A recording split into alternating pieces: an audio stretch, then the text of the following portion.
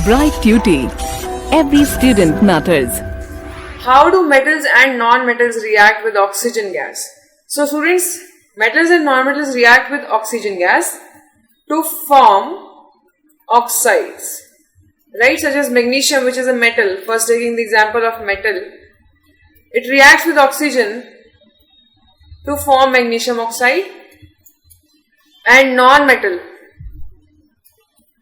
reacts. This is a 5-mark question, students. This can be a 5-mark question, can be a 3-mark question. It cannot be a 1-mark question. So if it is a 5-mark question, I'll be telling you what details you have to provide with. Then if taking the example of sulfur, sulfur reacts with oxygen to form sulfur dioxide, which is a non-metallic oxide.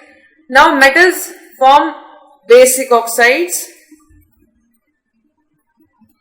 and non-metals form acidic oxides, right? So now in this question, if it is a 5-mark question, you also explain the corrosion of metals,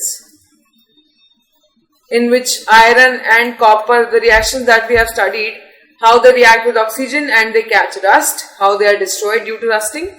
So this is what you have to explain. About non-metals, you simply tell that sulfur reacts with oxygen to form non-metallic oxide, which is a sulfur dioxide, and also non-metals form acidic oxides, right? Next question, how can we differentiate between metals and non-metals on the basis of their reaction with water? So students, reaction with water is again an important point of difference between metals and non-metals. What happens is, there are different variations in this property. Sodium reacts vigorously with water. Iron reacts with water slowly. So metals may react slowly or may need steam to react with, but metals react, right?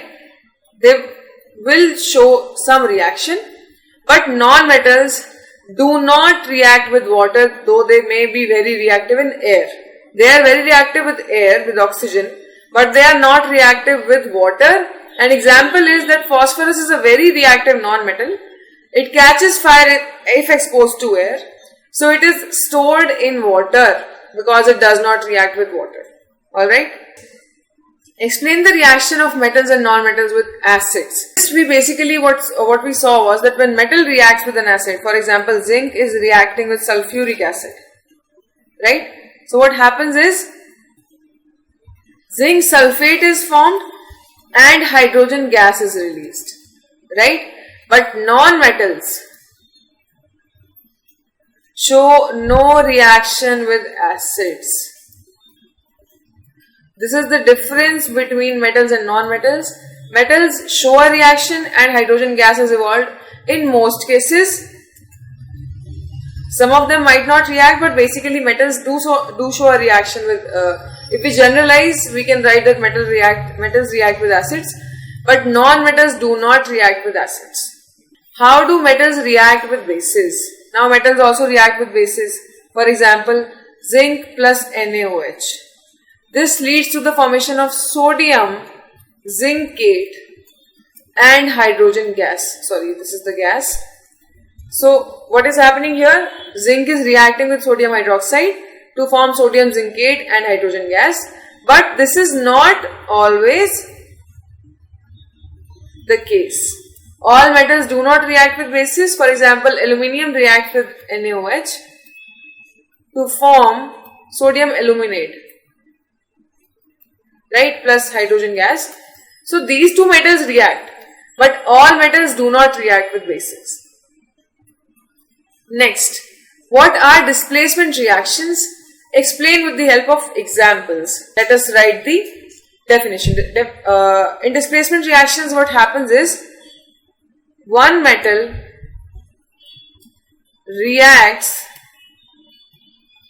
with the salt of another metal to displace it from the salt. Now one metal, basically one more reactive metal, reacts with the salt of another less reactive metal. So the more reactive metal displaces the less reactive metal from its solution. And this we get to know from the metal activity series. That which metal is more reactive? This is from the metal activity series we get to know. And the examples can be that when copper sulfate reacts with zinc, as zinc is more reactive, zinc sulfate and copper are formed. Copper is released as a product because it is displaced by zinc in the salt. Right? In this lecture, we will be discussing the important questions for the third topic of this chapter. So the first question is, what are the uses of metals? So firstly, you have to list down the uses of metals, which are, they are used in machinery, automobiles, aeroplanes. Basically, in their construction, basically when you look at a vehicle, there are a lot of parts which are made of metals. Trains, satellites, industrial gadgets, cooking utensils, water boilers, etc. Right? List down some important uses of non-metals. Coming to non-metals, they are essential for our life, which all living beings inhale during breathing, such as gases like oxygen, carbon dioxide. Used in fertilizers to enhance the growth of plants. For example, nitrogen, sulfur, phosphorus, they are used in fertilizers. Then used in water purification process, such as chlorine. They are used in purple colored solution which is applied on wounds as an antiseptic. This is iodine, right? So, and used in crackers. So, these are the uses of non-metals. Now, students, why are their uses different? They are different because of their different physical and chemical properties. We cannot use non-metals for making ships and aeroplanes and automobiles because metals have that tensile strength. We use metals for transfer of electricity from one place to another because metals are conducting in nature. We use metals for cooking utensils because they are good conductors of heat. While non-metals, being bad conductors, are used according to their features, right? For example, the handles of your utensils are made from non-metals which do not conduct heat to protect you from the excessive heat of the utensil when it is being heated up. And these are the essential uses.